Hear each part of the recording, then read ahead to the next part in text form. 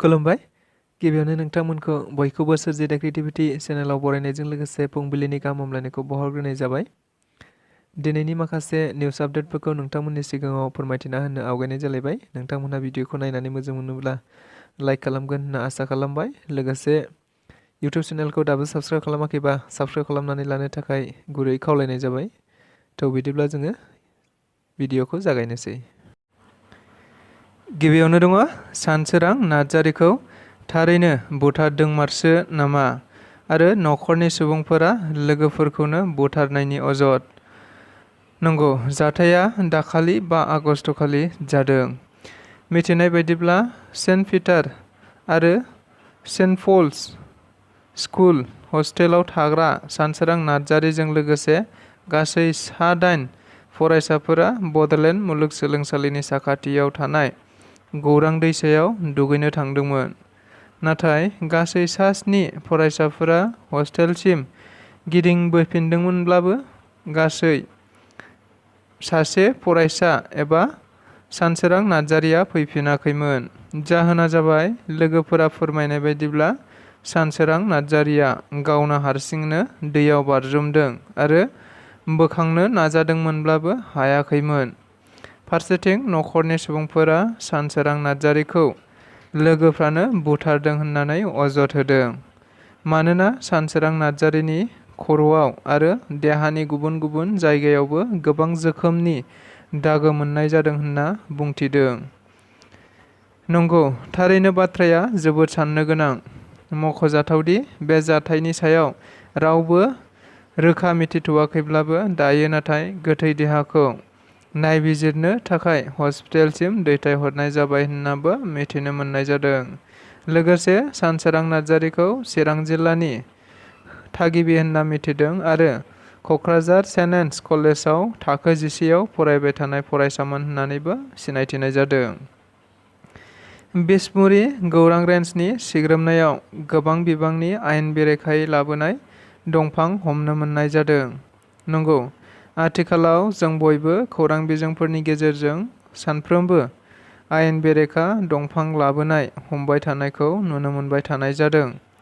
नाथायबा बेखौ नेवसिनानैब्लाबो आथिखालावबो आरोबाव हमजानाय थानायखौबो मिथिनो मोनबाय थानाय जादों। थिग बेबायदिनो मैयाबो क'क्राझार जिल्लानि सिङाव थानाय बिसमुरि खौरां रेन्जनि सिग्रोमनायाव गोबां बिबांनि आयेन बेरेखायै लाबोनाय दंफांखौ हमनो मोननाय जादों।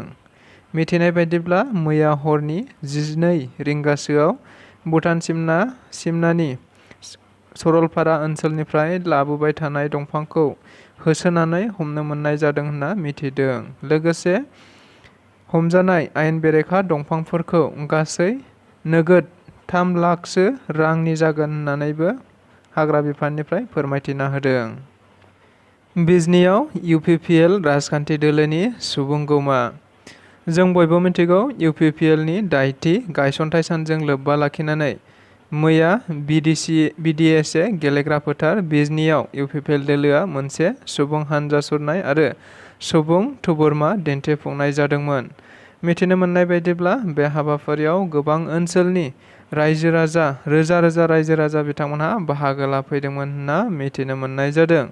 बे गिदिर सुबुंनि थुबुरमाजों रायजोफोरनि गेजेराव थारैनो नोंथांमोननि अननाय आरो मोजां मोननायनि बिदिन्थि महरै नुजादों आरो जोंनि समाय लानायफोरखौ मावफुंनायनि सायाव नोंथांमोननि जा फोथायनाय, बे फोथायनाया थारैनो जोंखौ खामानि मावनायाव गोहो जगायो होनना इउपिपिएलनि आफादगिरि एबा दा आथिखाल बिटिआरनि मानगोनां गाहाय मावफुं सोद्रोमा प्रमद बर' बिथाङा हाबाफारियाव बाहागो लानानै बुंथिनाय जादों। मख'जाथावदि मैयानि बे सुबुं थुबुरमा हाबाफारियाव बाहागो लादोंमोन इउपिपिएलनि एबा आसामनि मन्त्रि इउजि ब्रह्मजों लोगोसे आसाम गण परिषदनि मन्त्रि एजिपिनि मन्त्रि एबा आफादगिरि अथुल बरा बिथांमोनहा लोगोसे एमपि रोनगोरा नार्जारि, आयेन आफादनि सोद्रोमा जयन्त बसुमतारी, अजय राय, मानगोनां मावफुं सोद्रोमा बिथांमोनहाबो बाहागो लाफादोंमोन होनना मिथिनो मोननाय जादों। सानसोरां नार्जारि थैनायखौ लानानै दुलाराय बर' फरायसा आफादनि दाबि।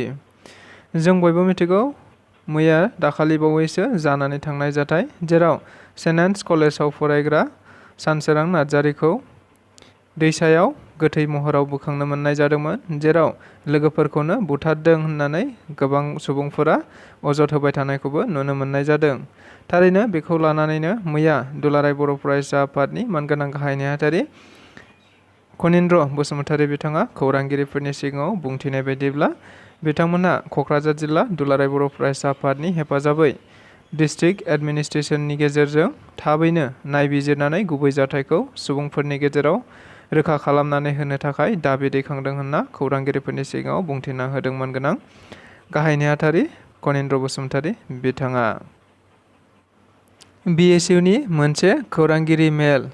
मिथिनाय बायदिब्ला बिथांमोनहा खौरांगिरि मेलखौ लानाय जादों गुबैयै थांनाय माखासे सान सिगां एबा 3 आगस्ट खालि क'क्राझार जिल्लानि सिङाव थानाय एबा क'क्राझारनि साखाथियावनो थानाय मागुरमारि गामियाव मुक्तार आली आरो मेद' ब्रह्म सानै सुबुंखौ मोसौ सिखाव साजायनानै रजत मण्डल मुंनि सासे सुबुङा गोख्रोङै गोबां गाज्रि रोखोमै बुनाय जाथाया सोराङाव फैनाय लोगो लोगो एबा मोनसे समाजारि बिजोंनि गेजेरजों जोबोद भाइरेल जाबाय थानायखौ जों नुबाय थानो मोननाय जादोंमोन, जायखौ लानानै बिथांमोनहा मैया खौरांगिरि मेलनि गेजेरजों रजत मण्डल मुंनि सुबुंखौ थाबैनो नायबिजिरनानै हमनांगौ आरो बिथांखौ थाबैनो गोख्रों साजा होनांगौ होननानैबो क'क्राझार जिल्ला प्रशासननि गेजेरजों बिथांमोनहा दाबि दैखांहरो।